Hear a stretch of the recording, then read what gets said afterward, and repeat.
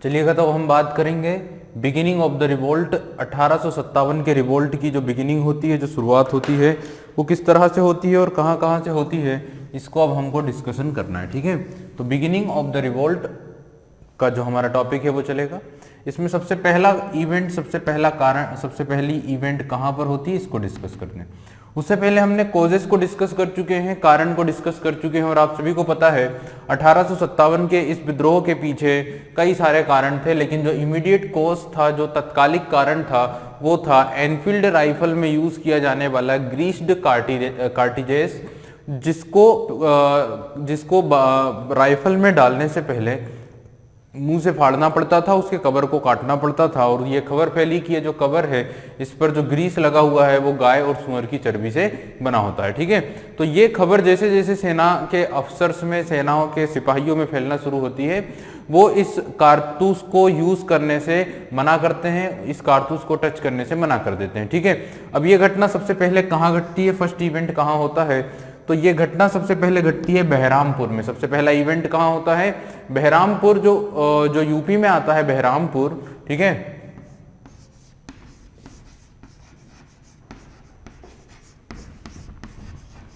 बहरामपुर में 19th native infantry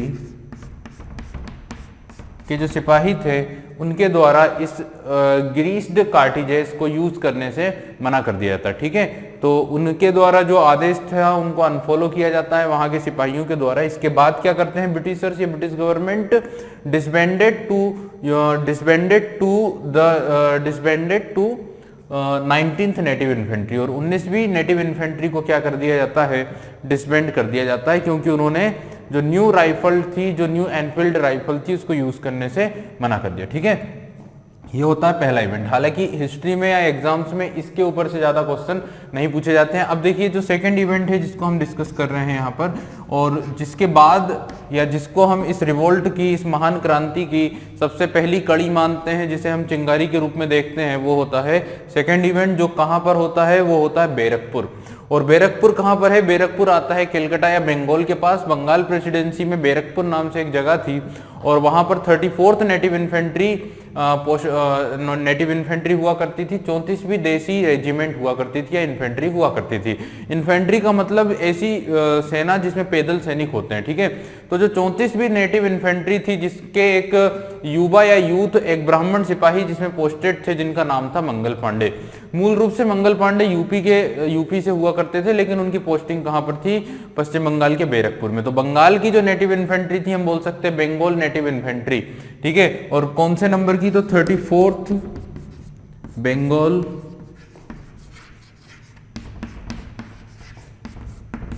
native infantry,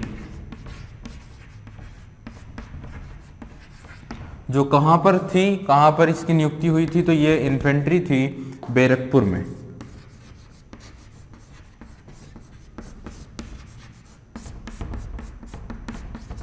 ठीक है, तो बैरकपुर की 34वीं नेटिव इन्फेंट्री के एक सिपाही, जिनका नाम आता है मंगल पांडे के नाम से,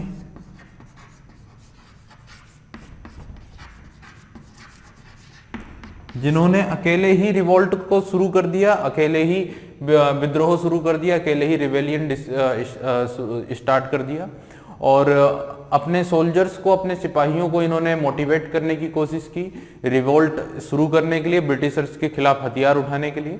काफी कुछ एक्टिविटी उस दौरान उनके द्वारा परफॉर्म की गई, और जो इवेंट हुआ है, जो घटना घटी है मंगल पांडे के द्वारा, जो रिवोल्ट शुरू हुआ, वो 29 ऑफ मार्च की बात है, 29 मार्च की ये घटना है।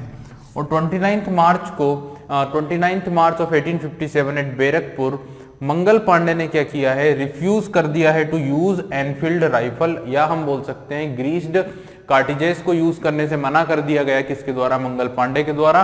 29 ऑफ मार्च 1857 को, 1857 को मंगल पांडे, जो बैरकपुर की 34वीं इन्फेंट्री के सिपाही थे, they refuse to use the greased cartridges. ठीक है, एंड फिर इसके बाद इन्होंने क्या किया कि इन्होंने खुलेआम रिवोल्ट डिक्लेयर कर दिया, अकेले सिपाही ने रिवोल्ट डिक्लेयर कर दिया, और अपने साथियों को इनकरेज किया ब्रिटिशर्स या ईस्ट इंडिया कंपनी, या फिर हम बोले अंग्रेजों के ऊपर हमला करने के लिए। ठीक है, और जब इन्होंने हमला करना शुरू किया, तो ऐसा है कि इन्होंने 2 ब्रिटिश जो ऑफिसर्स थे, जो इन्हीं के ऑफिसर्स थे, इन्हीं की रेजिमेंट के ऑफिसर्स थे, उनकी हत्या कर दी। और जो लेफ्टिनेंट वॉग उस समय हुआ करते थे वहां पर, जो लेफ्टिनेंट वॉग थे, उनको क्या कर दिया, घायल कर दिया। ठीक है, तो लेफ्टिनेंट वॉक को घायल कर दिया। इसके बाद इन्होंने खुद भी क्या किया है, खुद भी अपने आप को मारने की कोशिश की है। और इन्होंने अपनी जो राइफल थी, अपनी जो बंदूक थी, उसको अपने पैर से उसके ट्रिगर को दबाया, जिससे कि इनके पेट में एक गोली लगती है और ये जख्मी होकर घायल हो जाते हैं। ठीक है, या ये घायल हो जाते हैं। और फिर अगर देखा जाए ना तो 29 अप्रैल की ये घटना है। फिर इनका कोर्ट मार्शल किया जाता है और सारी जांच पड़ताल होने के बाद 8 अप्रैल को, ठीक है, कितनी तारीख को, 8 अप्रैल 1857 को इन्हें क्या किया जाता है, फांसी की सजा दी जाती है और मंगल पांडे शहीद हो जाते हैं। ठीक है, ऐसा भी कहा जाता है कि मंगल पांडे ने जो 29 मार्च को जो इवेंट हुआ था, उस इवेंट का जो एक मुख्य कारण था, क्योंकि आप देख रहे हैं कि ये काफी अचानक से होने वाली घटना थी, काफी इमीडिएटली होने वाली घटना थी। तो अचानक से इसके पीछे का एक कारण ये भी है कि उन्होंने भांग या फिर जो इस प्रकार के जो यूज किए जाने वाली चीजें थी उस समय पर, जो नशे की चीजें थी, वो भी उन्होंने उस समय पर कंज्यूम की थी। तो ये बात भी वहां पर इतिहासकारों के द्वारा बताई जाती है।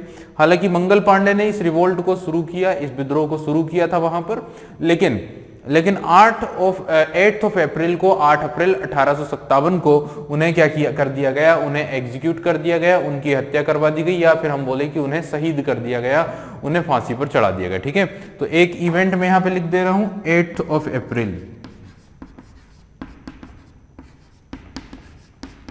1857 या 1857 की घटना। ठीक है, ही वॉज एग्जीक्यूटेड,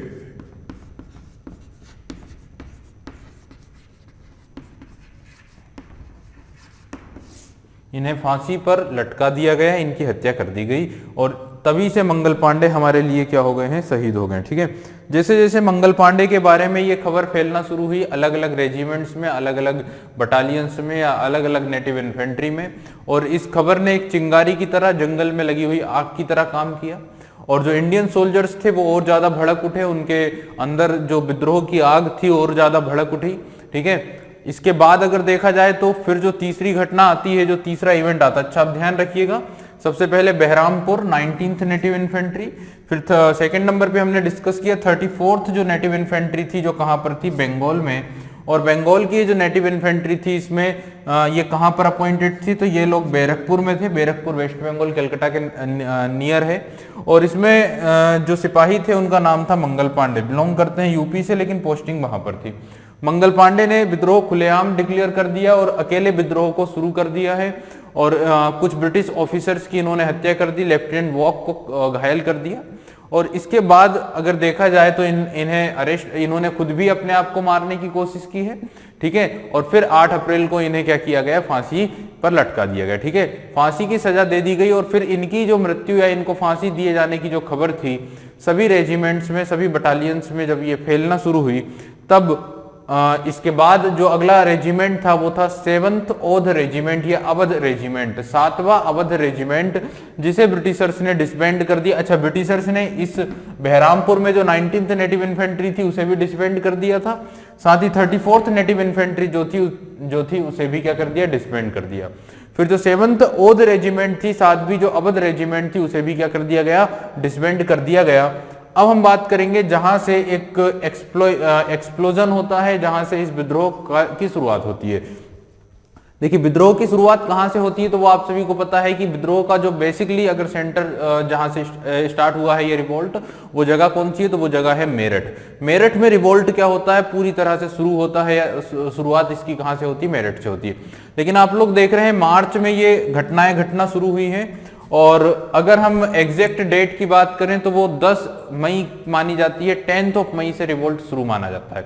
चलिए, तो अब हम बात करेंगे मेरठ में जो एक्सप्लोजन हुआ है, जो धमाका हुआ है, क्या घटना मेरठ में घटी थी, उसको समझने की कोशिश करते हैं, और वहां पर कौन सी इन्फेंट्री थी। अब देखिए, मेरठ की बात करते हैं, तो चौथा इवेंट में यहाँ पे लिख दे रहा हूं आप लोगों के सामने।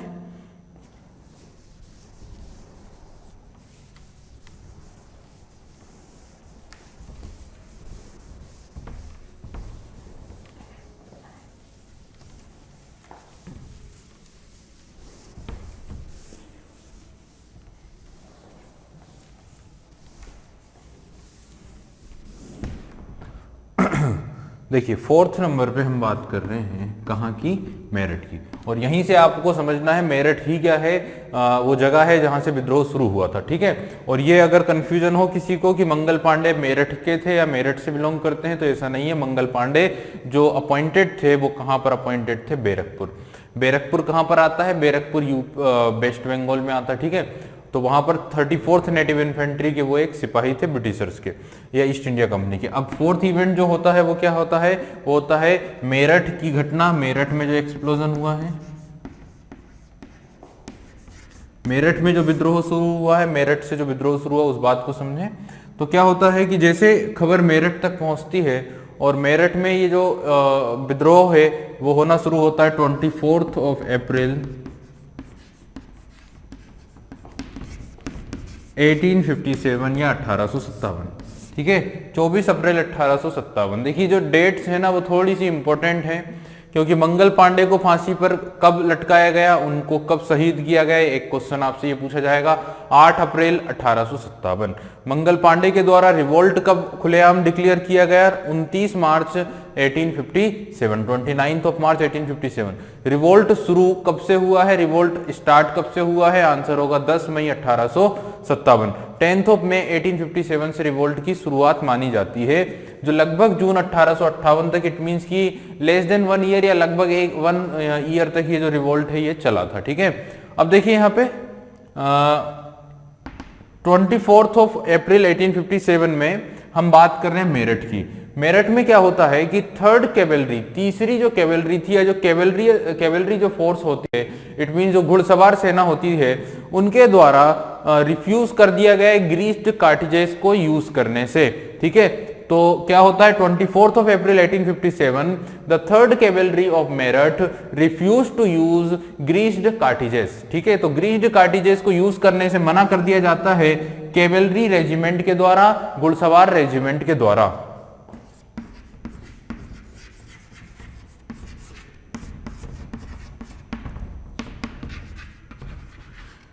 और ऐसा है कि ये 3rd कैवेलरी रेजिमेंट थी, तीसरी घुड़सवार सेना हुआ करती थी कहां की, मेरठ की, ठीक है। और इन्होंने ग्रीस्ड कार्टिजेस को यूज करने से मना कर दिया था, ठीक है। अब क्या होता है कि इस रेजिमेंट में टोटल होते हैं 90 सोल्जर्स, 90 सिपाही, ठीक है। इस रेजिमेंट में टोटल कितने घुड़सवार सैनिक होते हैं, 90 सोल्जर्स होते हैं।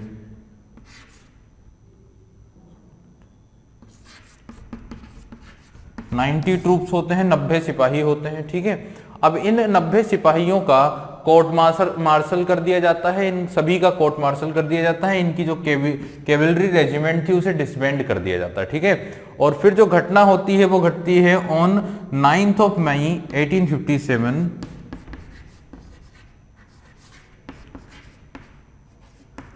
9 मई 1857। अब 9 मई को क्या घटना होती है, 9 मई को क्या इवेंट होता है, इन 90 सोल्जर्स में से, इन 90 कैवेलरियस सोल्जर्स में या कैवेलरी जो सोल्जर्स थे उनमें से 85 सोल्जर्स को डिसमिस कर दिया जाता है, सेंटेंस टू 10 ईयर्स, 10 साल की उनको सजा दी जाती है, और उन्हें इंप्रेशन कर दिया जाता है, जेल में बंदी बना दिया जाता है, उन्हें जंजीरों में जकड़कर रख दिया जाता है, ठीक है। तो आप लोग समझे कि 85 जो इंडियन सोल्जर्स थे 90 में से, उन्हें 9 मई को जो रिजल्ट दिया जाता है ब्रिटिश के द्वारा वो ये कि इनमें से 85 सोल्जर्स को हम क्या करेंगे, 10 साल तक कैद में रखेंगे, साथ ही इनकी जो सर्विस है, इनकी जो सेवा है, उन्हें इन सेवा से डिसमिस किया जाता है, ठीक है, और इन्हें कैद कर लिया जाता है, ठीक है। जब ये घटना होती है तो वहां पर मेरठ में जो दूसरे इंडियन सोल्जर थे जो ब्रिटिशर्स के लिए वहां पर अपॉइंटेड थे, उनके अंदर एक विद्रोह की भावना काफी ज्यादा एक्सट्रीम लेवल पर आ जाती है, और वो यहाँ पर 10 मई 1857 को, 10 मई 1857 को मेरठ में ही अपॉइंटेड जो दूसरे सोल्जर्स थे वो खुलेआम विद्रोह डिक्लेयर कर देते हैं, ठीक है। तो अब जो घटना घटती है वो क्या होती है कि ये जो इवेंट हुआ ना, ये 85 सोल्जर्स को जिस तरह से डिसबैंड किया गया, डिसमिस किया गया, उन्हें सेंटेंस टू 10 ईयर्स रखा गया, उन्हें इंप्रेशनमेंट किया गया, उन्हें जंजीरों में जकड़ कर रखा गया। This sparked off a general mutiny among the Indian soldiers stationed at Meerut. तो मेरठ में जो अपॉइंटेड बाकी के जो इंडियन सोल्जर्स थे, उनके अंदर एक स्पार्क होता है, उनके अंदर एक चिंगारी जन्म लेती है, उनके अंदर एक विद्रोह शुरू होता है, जो मेरठ में अपॉइंटेड दूसरे सोल्जर्स थे। और अब वो क्या एक्शन लेते हैं वो हमें समझना है। अगले ही दिन 10 मई 1857 को ये लोग क्या करते हैं, मेरठ के जो इंडियन सोल्जर्स थे जो इन्फेंट्री में थे वो थे 2nd एंड 20th, दूसरी और 20वीं नेटिव इन्फेंट्री के जो सिपाही वहां पर अपॉइंटेड थे, 2nd and 20th native infantry के जो सिपाही वहां पर अपॉइंटेड थे, उन्होंने क्या किया, अपने इन 85 सोल्जर्स को जिन्हें कैद किया गया था, जिन्हें इंप्रेसनमेंट में रखा जा रहा था, उन्हें कैद से आजाद कराया। वहां के जितने भी वेपन्स थे, हथियार थे, उन्हें लूट लिया। और जो ब्रिटिश ऑफिसर्स वहां पर थे, जो ईस्ट इंडिया कंपनी के ऑफिसर्स थे, उन सभी की क्या कर दी, हत्या कर दी। ठीक है। और 10 मई को जब इन्होंने यहाँ पे खुलेआम रिवोल्ट डिक्लेयर कर दिया, खुलेआम विद्रोह डिक्लेयर कर दिया, और फिर जैसे ही सनसेट होता है, जैसे ही सूर्यास्त होता है, ये यहां से निकलते हैं, यहां से मार्च शुरू करते हैं। कहां के लिए, दिल्ली के लिए या दिल्ली के लिए। ठीक है। तो अब आप लोग समझें कि 10 मई को जो घटना घटी है वो क्या है। 10 मई 1857 को क्या इवेंट हुआ है। On 10th May 1857, the soldiers of the 2nd Native Infantry and the 20th Native Infantry at Meerut refused to use the greased cartridges.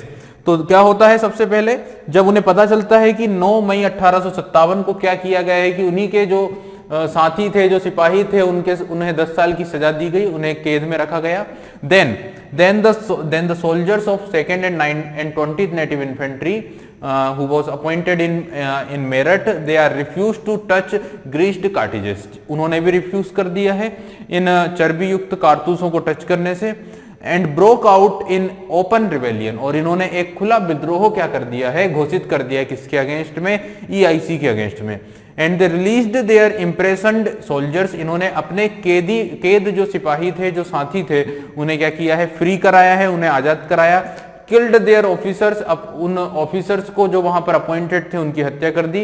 And raise the revolt flag, और जो रिवोल्ट का, विद्रोह का जो फ्लैग था, जो झंडा था, वो उठा लिया है। ठीक है। They set off for Delhi after sunset, यानी सूर्य अस्त के बाद ये कहां निकल गए हैं, दिल्ली की ओर निकल गए। जो दिल्ली वहां मेरठ से लगभग 36 माइल की डिस्टेंस पर है। ठीक है। Next day the rebellious soldiers of Meerut marched to Delhi and proclaimed the old Mughal emperor Bahadur Shah Zafar as the king emperor of Hindustan, या फिर हम बोल सकते हैं शहंशाह हिंदुस्तान। तो अगले ही दिन लगभग 11 मई को ये लोग दिल्ली पहुंच जाते हैं, दिल्ली को घेर लेते हैं। और दिल्ली में पहुंचने के बाद जो मुगल बादशाह, जो बुजुर्ग थे, जो काफी ओल्ड एज में थे, बहादुर शाह जफर, उन्हें प्रोक्लेम कर दिया जाता है, उन्हें घोषित कर दिया जाता है किंग इंपीरियर ऑफ हिंदुस्तान, या मुगल इंपीरियर ऑफ हिंदुस्तान, या फिर हम बोल सकते हैं शहंशाह हिंदुस्तान का खिताब उन्हें दे दिया जाता है। और उन्हें कहा जाता है कि आप इस महान रिवोल्ट के क्या बनेंगे, लीडर बनेंगे। ठीक है। ऑब्वियसली बहादुर शाह जफर काफी बुजुर्ग थे, काफी ओल्ड एज में थे, उनकी कोई ज्यादा इच्छा नहीं थी इस रिवोल्ट में पार्टिसिपेट करने की, क्योंकि उन्होंने काफी टाइम देखा हुआ था और वो ब्रिटिशर्स की पावर से, स्ट्रेंथ, उनकी डिप्लोमेसी से और उनकी चालाकी से काफी अच्छे से वाकिफ थे। उन्हें काफी इंफॉर्मेशन, काफी नॉलेज और काफी एक्सपीरियंस था। बट उनके पास कोई रास्ता नहीं बचा था, उनके पास कोई दूसरा तरीका नहीं था क्या किया जाए, क्योंकि आप सभी को पता है, अभी हमने पॉलिटिकल कोजेस में देखा है 1857 के रिवोल्ट के जो हमने पॉलिटिकल कोज देखे थे, उसमें देखा है कि 1856 में डलहौजी के द्वारा ये आदेश दिया गया था, ये ऑर्डर दिया गया था कि आने वाले जो उनके प्रिंस होंगे, क्योंकि उनका जो बड़ा पुत्र था फखरुद्दीन, उसकी मृत्यु हो चुकी थी, और आने वाले जो प्रिंस हैं उन्हें अब सम्राट की उपाधि नहीं दी जाने वाली थी, उन्हें सिर्फ एक सामान्य राजा कहा जाने वाला था। ठीक है। साथ ही कैनिंग के द्वारा ये कहा गया था, कैनिंग ने उन्हें ये ऑर्डर दिया था, ये आदेश दिया था कि अब आपको जो लाल किला है, अपना जो रेसिडेंस है, अपना एंसेस्ट्रल जो रेसिडेंस है, उसे छोड़ना होगा और दिल्ली के मेहरौली में एक छोटे से स्थान को अपना निवास स्थान बनाना होगा। ठीक है। तो अब इनके पास कुछ चारा नहीं बचा था, इनके पास कोई रास्ता नहीं बचा था। ब्रिटिशर्स ने सारे रास्ते बंद कर चुके थे। अब सामने जो थे वो ये रिवेलियस सोल्जर्स थे, ये विद्रोही सिपाही थे, जिन्होंने इन्हें आश्वासन दिया कि आप हमारे इस रिवोल्ट के लीडर बनिए, आपको हम वापस से वही दर्जा देंगे। ऑब्वियसली इतने सालों तक जो ग्लोरी थी, जो यूनिफाइड किया था इंडिया में, जो शासन किया था मुगल्स ने, तो वैसे तो मुगल्स काफी वीक थे, लेकिन जो नाम था, जो नाम मात्र के इंडियन हम बोले कि शासक जो थे वो कौन थे, मुगल इंपीरियर बहादुर शाह जफर थे। तो इन्हें ही डिक्लेयर किया गया, इन्हें ही घोषित किया गया और इन्हें ही कमान दी गई रिवोल्ट की, हालांकि सिर्फ नेम से, यानी सिर्फ नाम मात्र के लिए। ठीक है, तो अब हम आगे की डिस्कशन शुरू करते हैं। और बहादुर शाह जफर जो एक सिंबॉलिक हेड बनते हैं इस रिवोल्ट के, एक नाम मात्र के जो हेड बनते हैं, यहां से अपनी कहानी को शुरू करते हैं। उसके पहले आप डेट्स ध्यान रखिएगा, क्योंकि यहाँ पे डेट्स का काफी इंपॉर्टेंस होगा। तो सबसे पहली जो डेट मैंने आपको बताई वो 29 मार्च 1857 बताई है। इस तारीख को क्या होता है, इस तारीख को 34th नेटिव इन्फेंट्री जो बैरकपुर में हुआ करती थी वेस्ट बंगाल में, वहां के जो सिपाही मंगल पांडे थे उनके द्वारा खुलेआम रिवोल्ट डिक्लेयर किया जाता है और 2 ब्रिटिश ऑफिसर्स की हत्या कर दी जाती है। साथ ही जो लेफ्टिनेंट बोग थे उन्हें घायल कर दिया जाता है। ठीक है, और फिर जो अगली इवेंट होता है, जो अगली घटना घटती है, वो 8 अप्रैल 1857 का होता है, जिस दिन क्या घटना घटती है, मंगल पांडे को फांसी की सजा दी जाती है और मंगल पांडे 8 अप्रैल के दिन शहीद हो जाते हैं। ठीक है, इसके बाद जो इवेंट है वो हम देख रहे हैं 24 अप्रैल 1857 को, 24 अप्रैल 1857 को जो 19 सोल्जर्स हुआ करते थे 3rd कैवेलरी के, जो मेरठ में अपॉइंटेड थे, उन्होंने ग्रीस्ड कार्टिजेस को यूज करने से मना कर दिया। उन्हें कैद कर लिया जाता है, उनकी जो रेजिमेंट थी उसे डिसबैंड कर दिया जाता है। और फिर 9 मई को घटना ये घटती है कि 90 सोल्जर्स में से 85 सोल्जर्स को 10 साल की कैद और इन्हें डिसमिस कर दिया जाता है। ठीक है, फिर घटना घटती है 10 मई को, और मेरठ में जो दूसरी और 20वीं इन्फेंट्री के सिपाही थे उनके द्वारा अपने इन सोल्जर्स को रिहा किया जाता है और वहां पर जो भी ब्रिटिश ऑफिसर्स होते हैं उन सबकी हत्या कर दी जाती है और साथ ही एक खुलेआम रिवोल्ट या विद्रोह घोषित कर दिया जाता है। फिर ये जो सिपाही होते हैं 11 मई 1857 को दिल्ली की ओर कूच करते हैं, दिल्ली की ओर मार्च करते हैं और दिल्ली पहुंचने के बाद बहादुर शाह जफर जो ओल्ड मुगल इंपीरियर थे उन्हें हिंदुस्तान का शहंशाह हिंदुस्तान डिक्लेयर किया जाता है और रिवोल्ट एक प्रकार से शुरू होती है। ठीक है, अब आप लोग देख रहे हैं यहाँ पे 29 मार्च 1857, 8 अप्रैल 1857, 24 अप्रैल 1857, 9 मई 1857, 10 मई 1857 और 11 मई 1857, 11th मई ऑफ 1857। लेकिन 10th मई 1857 अगर आपसे कोई पूछे कि बताइए रिवोल्ट ऑफ 1857 कब से शुरू होता है, तो आपका जो आंसर होगा वो होगा 10th मई 1857, 10 मई 1857 वो तारीख है जब ये रिवोल्ट शुरू होता है। ठीक है, और 11 मई को क्या हुआ, 11 मई को लोग कहां पहुंचे, ये लोग दिल्ली पहुंचते। ठीक है, चलिए आगे की बात हम शुरू करते हैं।